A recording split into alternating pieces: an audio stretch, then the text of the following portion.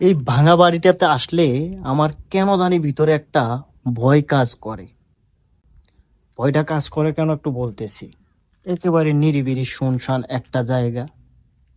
হয়তো মাঝে মধ্যে কেউ কেউ আসে ঘুরে দেখার জন্য এই ভাঙা বাড়িটা। কত বছর আগের পুরনো ভাঙা বাড়ি সেটা আমি বলতে পারবো না, কখনো কাউকে জিজ্ঞাসা করি নাই, কিন্তু আমাদের বাঙালি ভাইদের কাছ থেকে শুনছি এটার বয়স শত বছরেরও উপরে হইছে। এক সময় নাকি এখানে মানুষ বসবাস করতো, কিন্তু কোথায় বসবাস করতো আমি সেরকম কোনো ঘর খুঁজে পাইলাম না।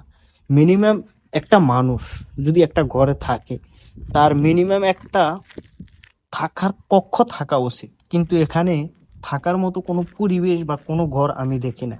মানে আমার কাছে কেন জানি মনে হচ্ছে এখানে হয়তো একটা সময় বা কিছু একটা হইতো, কিন্তু ফ্যামিলি সহ এখানে মানুষ বসবাস করতো না, এরকমটা মনে হচ্ছে। যে চারপাশে দেখতেছেন গর্ত, কিন্তু একা একা থাকার কারণে আপনাদের সাথে শেয়ার করতে পারতেছি না। এই যে আপনারা দেখতেছেন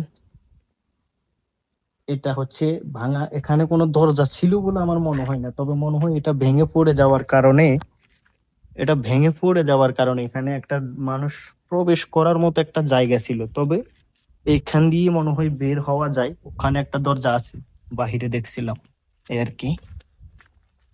তো বাঙালিদের কাছ থেকে জানতে পারছি এখানে মানুষ বসবাস করতো, কিন্তু ভাই আমার কাছে এখানে মানুষ বসবাস করতো বলে মনে হয় না, তবে এইখানে এই ঘরটাতে দেখে মনে হচ্ছে বা হয়তো বা মানুষ বসবাস করতো একটা সময়, এই আর কি।